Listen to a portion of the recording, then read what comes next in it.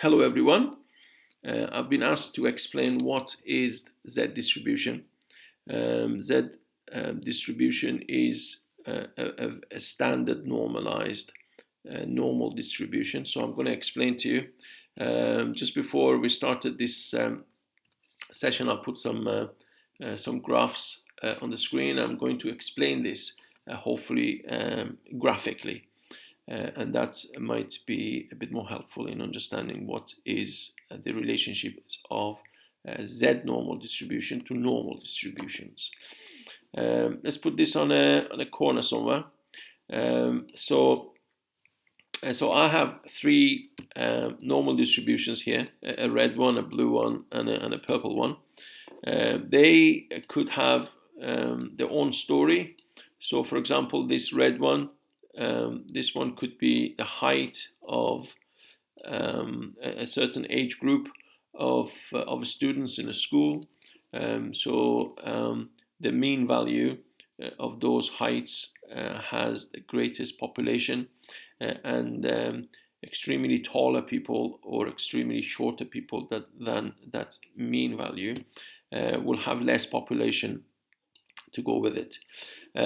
This one, the purple one, this could, for example, be the weight of those people. Seems to be a lot more variation of weight of these students. So this would be the mean value of the weight of that particular age group. And has the greatest population is of that weight. Extreme weights, much heavier and much lower, have less population to go with it. And the third one, let's have this one as maybe the amount of calories that they consume per day. I'm just going to call this one X. And so generally we do use X quite a lot. So the mean value of their consumption, which is this value here, would have the greatest population, would consume that amount. Higher consumption and lower consumptions will have less. Now, so if, for example, we are looking at a certain height value, let's make sure we stick to the color scheme. So if we are looking at a certain height value, so let's call that one H1. So H1 is smaller than the mean value of this population. And H1 represents, say, about 20%, 15%. So 15% of the population have a height of H1 or less. Correspondingly, in the weight, we could have weight 1, and weight 1 would also be in this distribution. H1 will also hold 15% of the population there, and the consumption, let's say consumption of X1 amount would also contain 15% of the population for this normal distribution.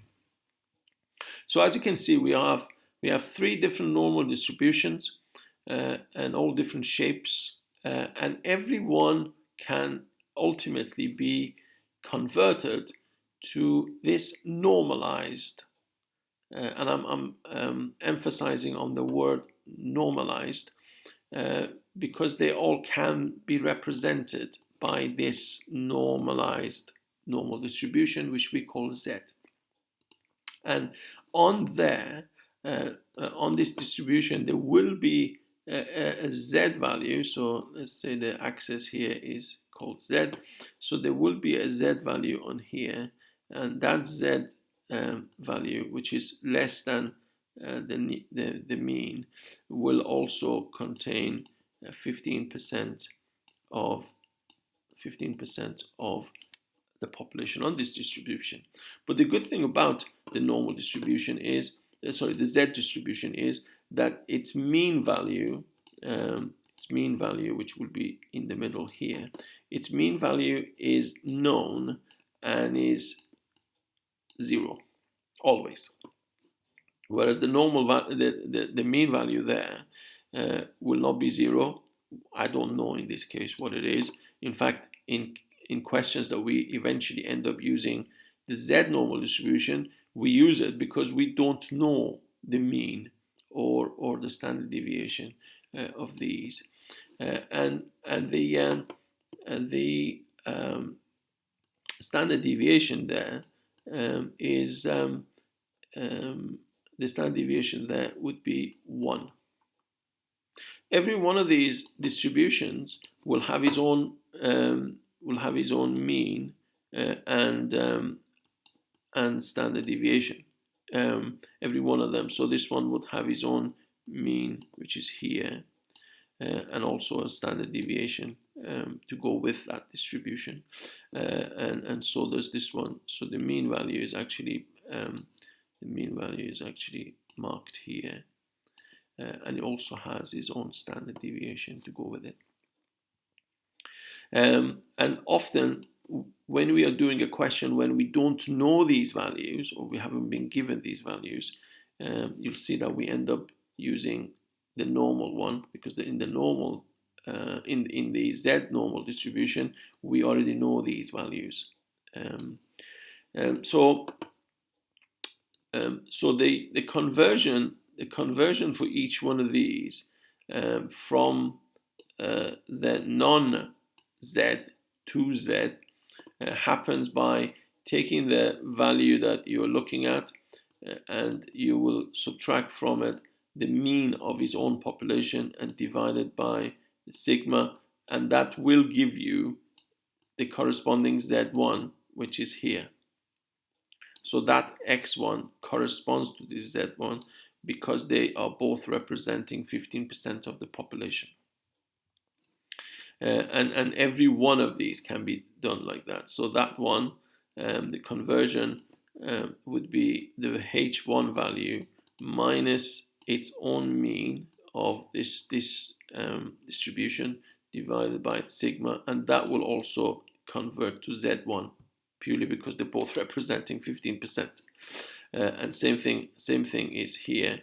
So this one would be W1 minus its own mean divided by standard deviation, and that would give you Z1 as well. So in questions where these values, these parameters are not known, we often start from the Z normal distribution, find this. So using the probability or the percentage, we find the Z1 on this axis, Z1, and then use these conversions to go back to the original distributions where we may not know these parameters. What I am going to do in the next video, I'm going to do an example of a question where perhaps one of these parameters aren't given to us, and so we end up using the Z normal distribution, which as you saw is the source, the place where every distribution, every normal distribution can eventually be converged into it through their own conversion formula. So I'm going to do a question later on in a different video. If you've got any comments about this video, please attach your comments to this, or perhaps come to my page on wistud.com and leave me a comment or a feedback or a question, and sure enough I will answer you both directly, as well as perhaps if it's necessary I'll make a video to answer to your queries for everyone. It was great making this video, and I see you soon.